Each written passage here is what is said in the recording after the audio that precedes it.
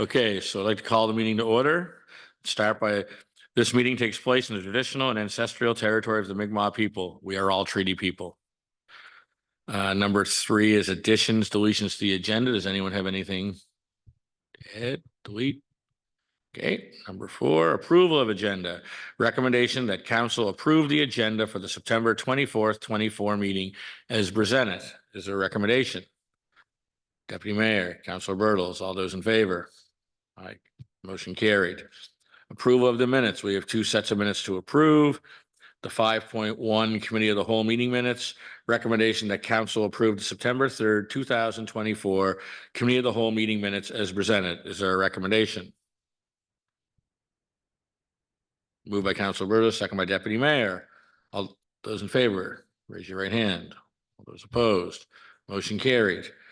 Recommendation or second set of minutes, 5.2, that council approved September 10th, 2024 council meeting minutes as presented. Is there a recommendation?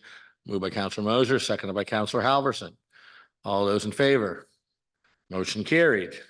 There are no presentations. Public input and questions. Each person is limited to 3 minutes. Oops, sorry. Each person must state their name. Questions or comments are directed to the chair, and comments and questions are limited to items on today's agenda only. We have one individual that has signed up, and that's Murray Barkos. Murray?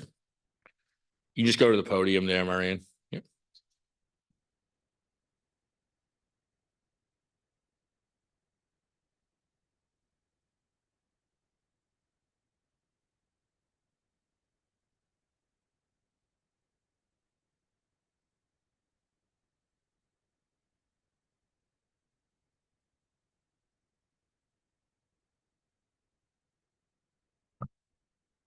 Thank you.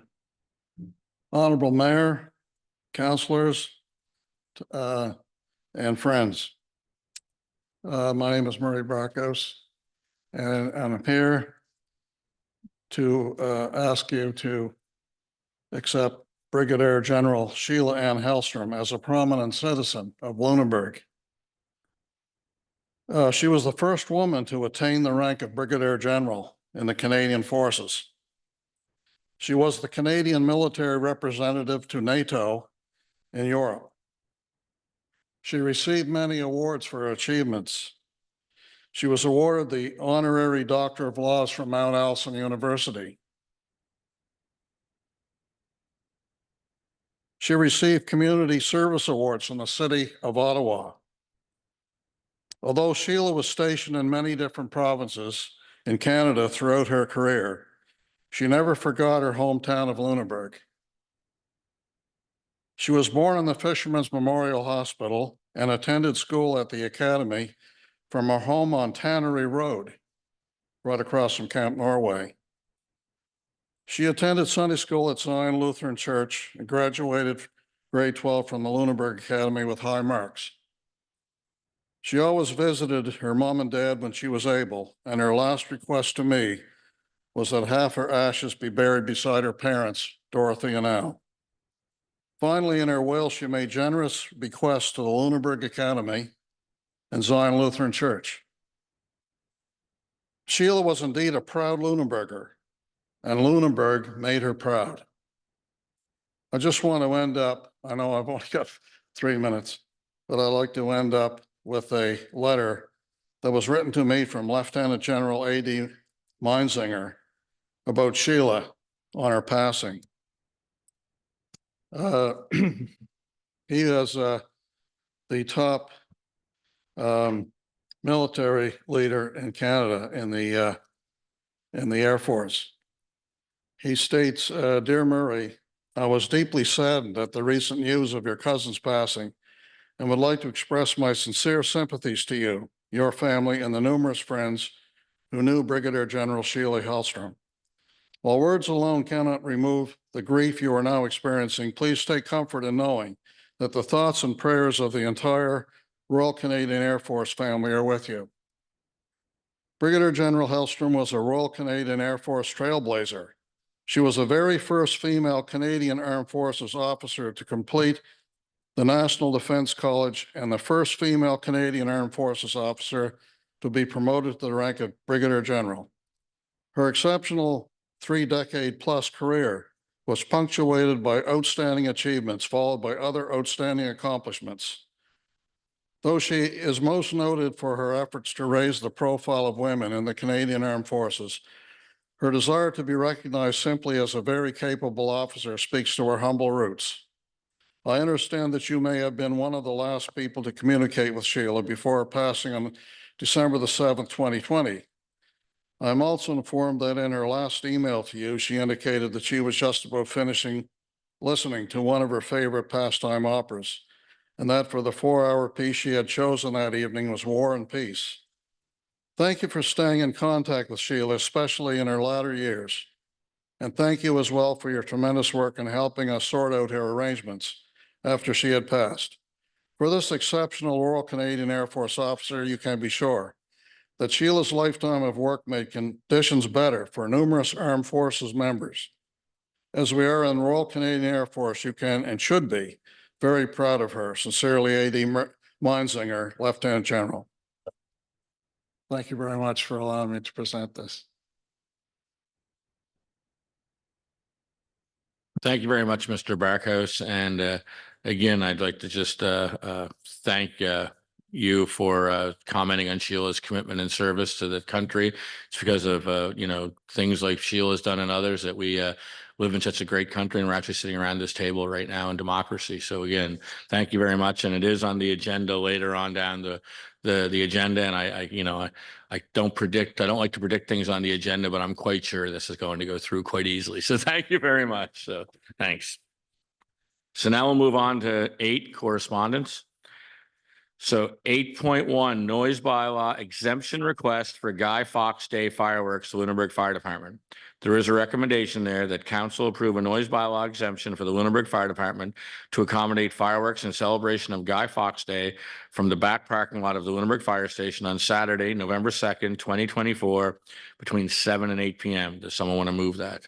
Moved by Deputy Mayor, seconded by Councillor Moser. Any further discussion? All those in favor, raise your right hand. Those opposed, motion carried unanimous. There's a few things on there. South Shore Housing Action Coalition presentation follow-up. That's just correspondence. There is a amendment request for the Cultural Tourism Working Group Terms of Reference for Paula Rennie, asking if that can be recorded. Is someone wanting to move that at this time? I'd just like to ask before, through the chair to our interim CAO, is that within the scope of staff's ability to provide? Through the chair, if there is interest in changing direction under the policy and having these meetings recorded, live streamed for everyone, that would require an amendment. However, of course, staff are more than happy to accommodate those that need accommodations to fully participate in town activities. Ms. Rennie has requested an amendment at this time. Yeah, we want to make sure that everyone can be fully involved. I just don't, I'm also sensitive to the fact that we have staff involved in a number of meetings, and it does take resources. And as it's been explained, it's not just as simple as one person here pushing a button. People do need to be here. So, but I will move that amendment to make that change, to make sure that all people have access to those recordings. It's been moved. Is there a seconder? Seconded by the Deputy Mayor. Any further discussion? Councillor Moser. Thank you, Worship. Through to Hillary. These are a committee meeting, correct? And there's no decisions made at this committee meeting that wouldn't come forward to council and be discussed in the public at a later date? Through the chair, that is correct. This is not a committee of council. This is a working group, and council still has full decision-making authority. Thank you. I'll just add, I did contact Ms. Rennie this afternoon because I knew this was on the agenda, to ask her if it was okay for me to bring this up. So I will. It's being requested because she has hearing aids. And in meetings like this, yeah, hearing aids sort of the back lash and everything else, it echoes, and I know that even more than ever now because someone in my family is hearing aids, and we're watching an event together. Sometimes it's echoing even in the living room if there's a certain volume on the TV.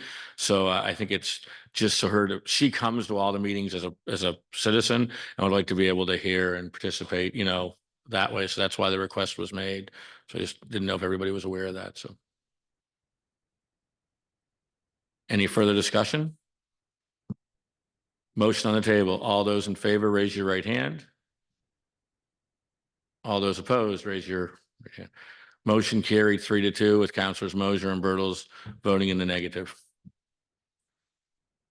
Next is 8.4 Highliner Foods Day proclamation request that council proclaimed December 12th, 2024 as Highliner Foods Day in the town of Lunenburg in celebration of Highliner Foods' 125th anniversary. Is anybody prepared to move that? Moved by Councilor Mosier, seconded by Deputy Mayor. Any further discussion? I'd just like to add, I was honored to be invited to their event yesterday afternoon at the museum. It was wonderful, and it's incredible to think of a company, basically a Lunenburg company, to be 125 years old and started by 7 brothers, basically from Lunenburg, and 4 others. So 11 people decided to become shareholders 125 years ago and form what is now Highliner Foods. So it was a great event, and I thanked Highliner for including the town of Lunenburg and myself in that. So if there's no other discussion, all those in favor, raise your right hand. All those opposed, thank you very much. We're on to number 9, public hearings, public information meetings and appeals. There are none. Business arising in unfinished business. 10.1, recommendation that council approve the council procedural policy as presented, repealing and replacing policy number 96, the council and committee meetings policy. Is a recommender for that? Moved by the Deputy Mayor, second by Councilor Mosier. Any discussion? Councilor I was Halverson. just going to say, I think we went over this pretty well during the committee of the whole. So I think it's, if anyone was wondering about what we think about it, it's out there for all to see. Yeah, I thank staff for anything we brought up. I read through it twice yesterday, and it was highlighted in the report, and it was a great job by staff. So thank you very much. So any other discussion? All those in favor, raise your right hand. All those opposed, motion carried unanimous. New business, Pelham Street reconstruction project deferral. Recommendation that council defer the Pelham construction phase 1 capital project 2024-25. And Tyson, you have a report? Thank you, Your Worship. So Pelham Street reconstruction phase 1. Your Worship has talked about the recommendation to defer the Pelham Street reconstruction phase 1 project for capital year 24-25. There are some alternatives though. The council increase the Pelham Street reconstruction phase 1 budget to $622,000 with $350,000 from gas tax and $272,000 of the funding from debt, and that council award the Pelham Street reconstruction phase 1 work to Dexter Construction for the amount of $503,900 plus tax with the funding from the gas tax and the debt, or you could defer making a decision at this time. So some background, the Pelham Street reconstruction phase 1 project aims to improve the condition of a much travelled and key artery for Lunenburg. Originally, the scope included Pelham Street from King back to Hobson. But as we got deeper into the scope and there was some creep, we decided to shorten it from King Street to Prince Street. So just the one block, including the Prince Street intersection. We completed the design for the whole intended length that was once the design. Kind of uncovered some things that the choice was made to shorten the scope. So the scope for the project includes the removal of the existing road structure and replacement with gravels and asphalt, the removal of the existing combined sewer system and replacement with a new 8-inch diameter main with new manholes in the street as well, and to perform the storm separation of the existing combined sewer at the Prince Street intersection.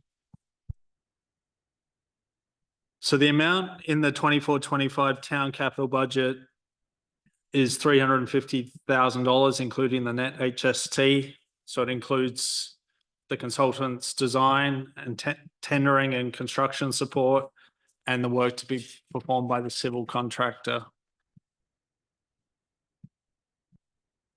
So the tender for the work closed on August 27th and has a validity period of 90 days. The tender results are summarized in the table in the report.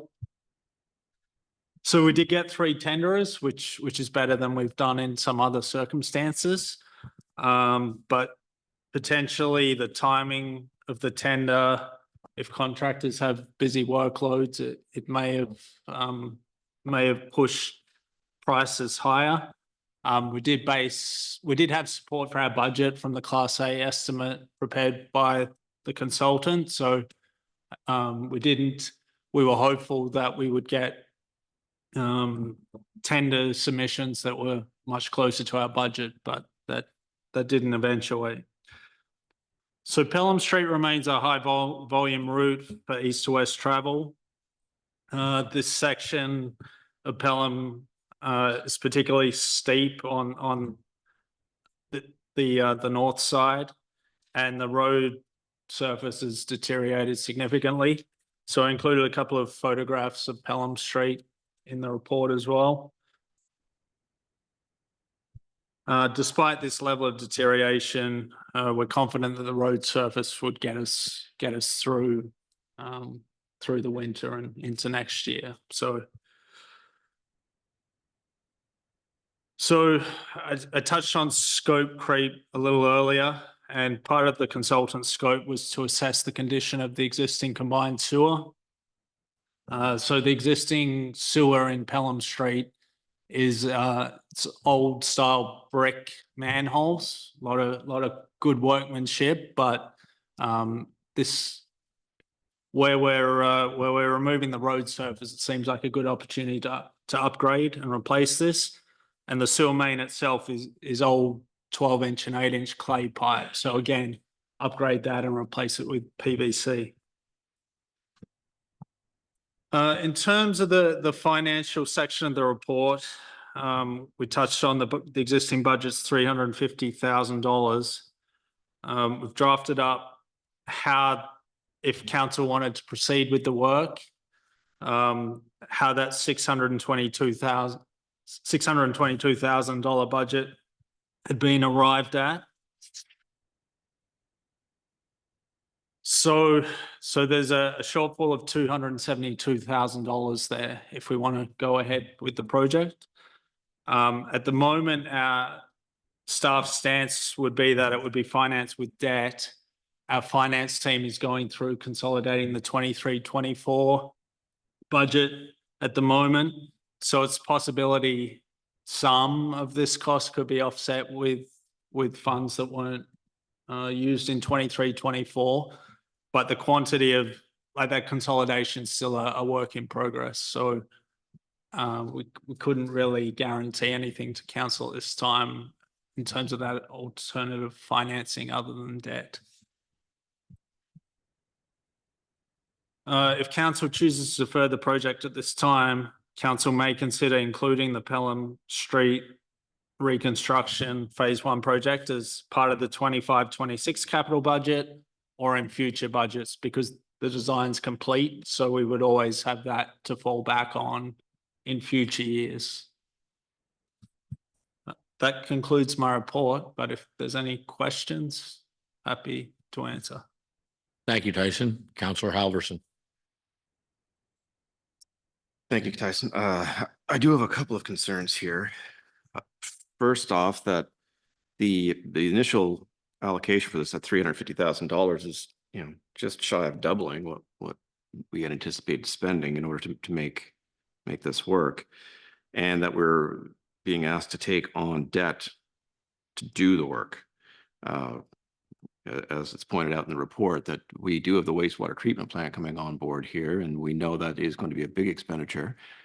and we also really don't know the final ticket yet. And it's going to be putting us up to our, correct me if I'm wrong, if I'm speaking out of turn here, I'll look at the CAO, but it will put us close to our debt ceiling that we're allowed to run. So I'm really leery to try and approve any project of this magnitude when we don't know what we're spending yet on that wastewater treatment plant.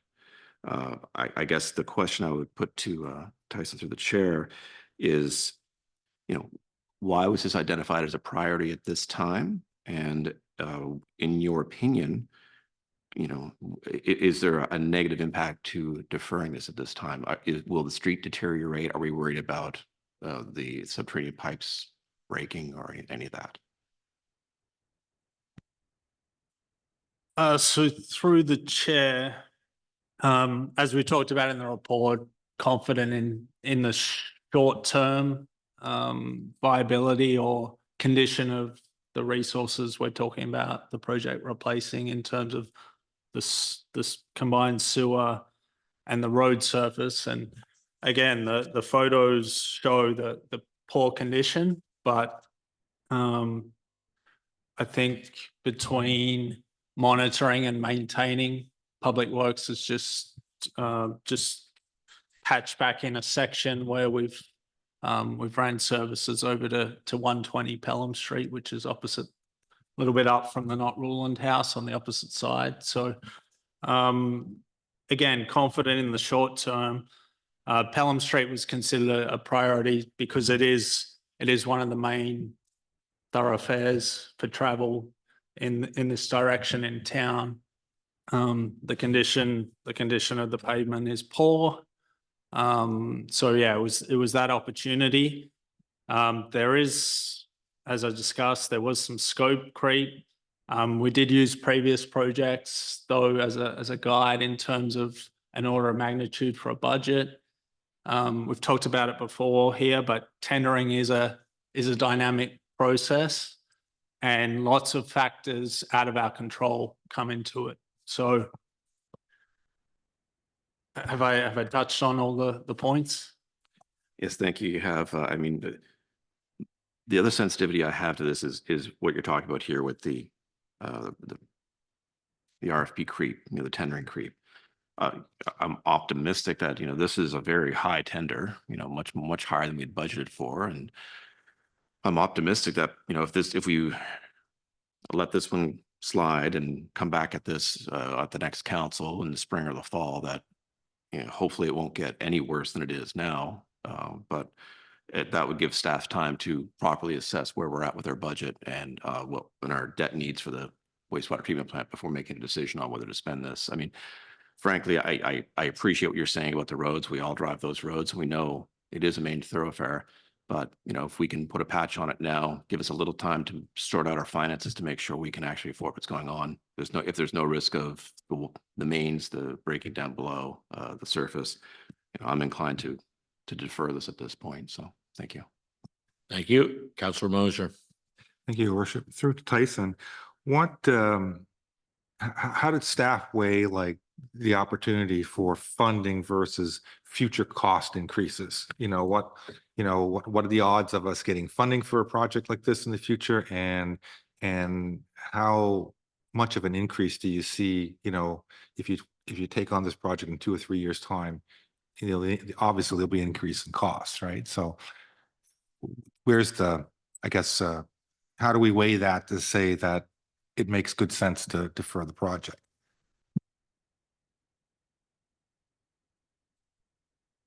I guess staff's recommendation for the deferral is based on the budget that we brought in, the 350, and then the 272 that at the moment would be financed by debt, and we've talked about the other projects that may require that debt support that we're really committed to at this point.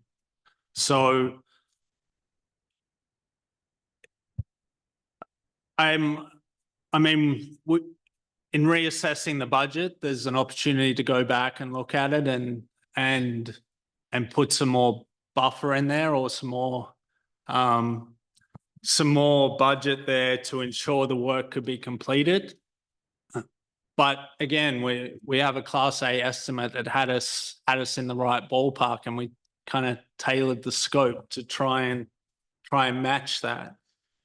There's the risk with contractors in terms of their workload, the time of year we're coming into, where there are risks with asphalt work late in the season.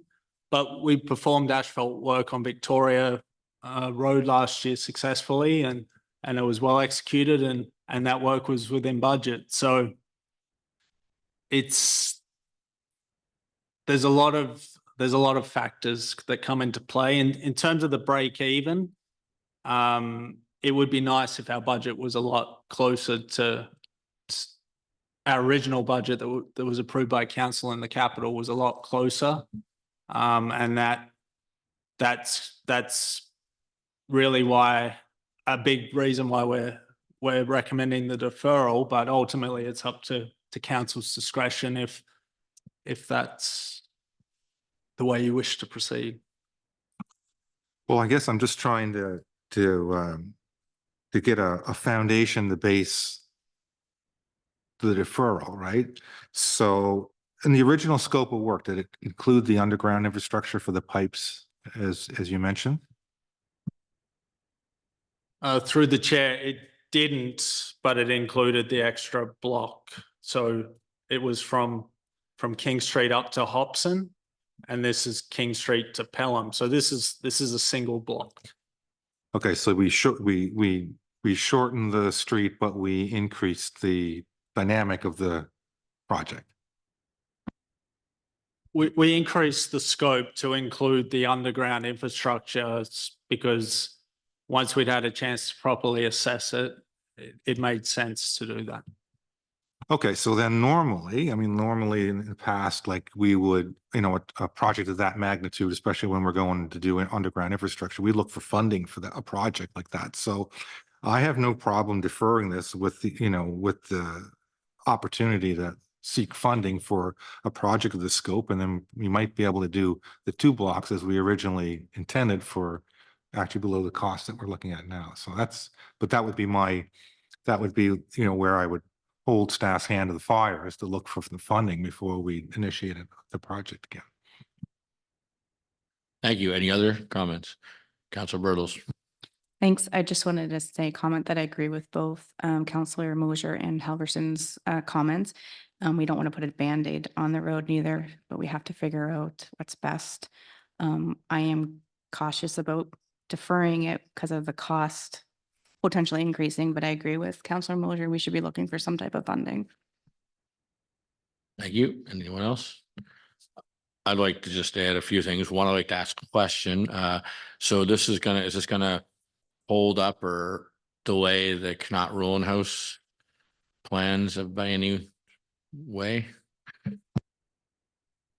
So we've been in discussions with Knott Ruin, and not knowing what council would decide, we made suggestions for the alternatives depending on what either way council decides. I haven't seen anything since we've made that suggestion from them, and it probably makes sense that they're waiting to see the direction before they take their next step. But I feel confident that we can work out a solution, whichever way council decides to go. Excellent, thank you. Because when they mentioned it earlier, and that their big concern was they were sort of holding off because of this project, and they wanted to sort of tie in. So now that makes sense, because I don't think their project can wait, so they'll have to find an alternate way. So that's fine. And I guess the last thing that concerns me, but I totally agree with everything that's been said, a project of this magnitude's almost always been cost shared at some level in this community. And I mean, yeah, when we were just going to seal the top of 2 blocks, we usually didn't go after a lot of cost sharing, but now that we're, replacing pipes and all the underground, those projects are usually looked more favorable upon when we do apply. So I think that deferring it and applying makes sense. I just get worried because when I look at our 5-year capital infrastructure plan that we have, it concerns me, because the more things we defer now to next year means the more things we have to defer next year to the following year, because that's how it works, right? So that does concern me, but hopefully we'll be able to get some funding and get this all done. But thank you, Tyson, for your report, and thank you. So there is a recommendation in front of us. Is there someone prepared to move the recommendation? Moved by Counselor Halverson, seconded by Counselor Mosier. All those in favor? Those opposed? Motion carried, unanimous. We'll move on to 11.2. The subject that Mr. Barkhouse talked about earlier. So there's a recommendation that council approve the nomination of Sheila Hellstrom as a prominent Lunenburger per recognition of prominent Lunenburgers policy. Is there a recommendation? Moved by Deputy Mayor, seconded by Councilor Bertels. Any other discussion? All those in favor?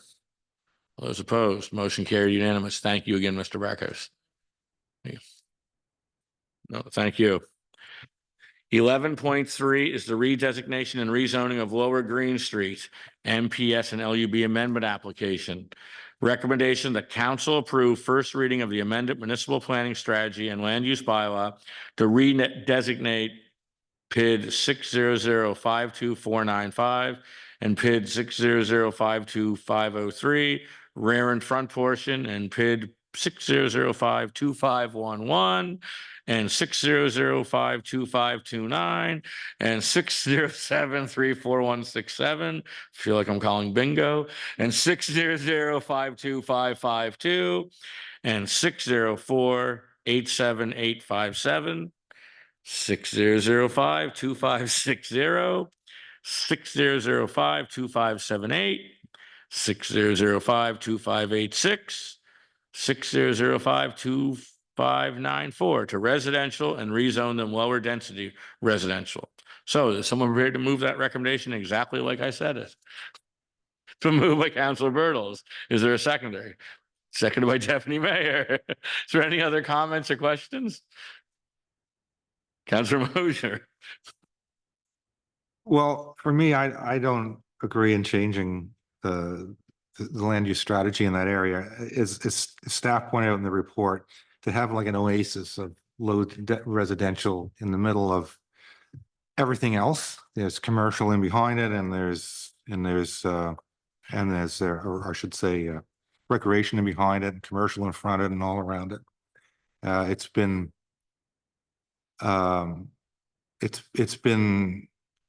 far more commercial activity around that area in the past than there is even today. There used to be a car dealership. There used to be a service station there where the animal hospital is. So it was quite a bit busier in the past than it is even today. And I think I've lived here too long. In fact, I lived in that street. I lived in that very street, 6 Tannery Road, my first house we bought in Lunenburg. And when the town was going to build their sewage treatment plant where the West Nova Fuels building is today, I was the only one in that neighborhood that opposed that. In fact, I canvassed that neighborhood, and no one else in the neighborhood had a problem with a sewage treatment plant being next door to them. And now they're worried that it might be a convenience store or flower shop or something there. So I don't get it. So I think the zoning is fine the way it is, and it serves that area to its full potential. Anyone else? Okay. Councilor Halverson. Is that it there? Okay. You're worried you're not gonna be able to hear me?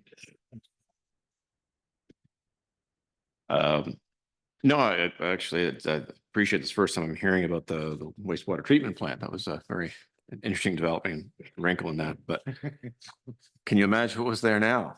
There'd be no houses. We'd have a different character here, that's for sure. You know, I understand, I take Councilor Mosher's point. I do think though the residents have made a good point. That it is a residential stretch. And it is where I see your point is that it's kind of right in the smack dab in the middle of the recreation area. You know, we've got the tennis courts, and then we've got all the, you know, the arena and the curling and all that stuff back there too. So it kind of is in the residential zone. I am a little torn about what to do about this, frankly, because it doesn't. They seem to be fine where they're situated now, but I can understand they're concerned if they're, you know, if you want to move a house on too, if you're thinking about selling it, well, that's going to make an impact if you have a different zoning, you know. I don't know. Sorry, I'm just kind of working this all out. Kind of stalling, basically, to work this out, frankly, because it's, yeah, I do take their point. That one strip, that one side is very residential, despite its positioning amongst the recreational use. As far as commercial, I mean, I don't see it. To Council Mosher's point, at one point we were talking about a wastewater treatment plant there. And as I said, kind of joke, can you imagine it there now? Well, we wouldn't put one there now. And, really, realistically, we're not going to put retail on that street at this point either. I mean, it's up by the school, it's up by the recreation. So I think going with the residential, I think is the right thing to do and honoring the residents' requests there. Thank you. Any other questions? Councilor Mosier. Well, ultimately, they didn't build the sewage treatment plant there because we had to point out to town council today that you couldn't put a sewage treatment plant within 500 feet of residential homes. It wasn't, my lack of canvassing didn't work, but at least my research, the 3 people opposed that at the time. It was myself, Don Wilson, and the Foundry. And that was the only 3 people in town that opposed the sewage treatment plant being at that location. So I don't know. And the wisdom, and a lot of the same people live in that neighborhood that's lived there when I still lived there. So I don't know what the problem is. Okay, and the only comment I guess I'll make is that the MPS and LUB going from residential to commercial was done in 2021 sometime, and their argument is that they weren't aware of it changing because of what was going on at the time, which could be very believable because it was in the heart of COVID, and a lot of them people in that area are elderly, and they probably weren't following town politics. We weren't always as exciting. They were probably following federal and provincial politics of the time because of COVID and what was going on around the world. So once they realized it was changed and it was brought to their attention, they've came to us and asked us to change it back. So I guess we're only doing what we've been asked to do by the actual people that live in that area. So that's why I'll be supporting the motion. So there is a motion on the table. All those in favor, raise your right hand. All those opposed? Motion carried 4-1 with Councilor Mosier voting in the negative. Thank you very much, everyone. Now we'll move on to 11.4, amending the MPS to be consistent with the Old Town Lunenburg Heritage Conservation District Plan and Bylaw.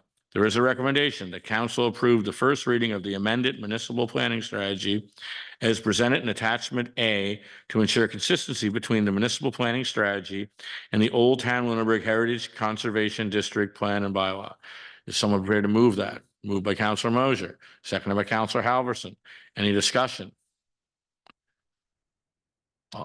Councilor Halverson. Just,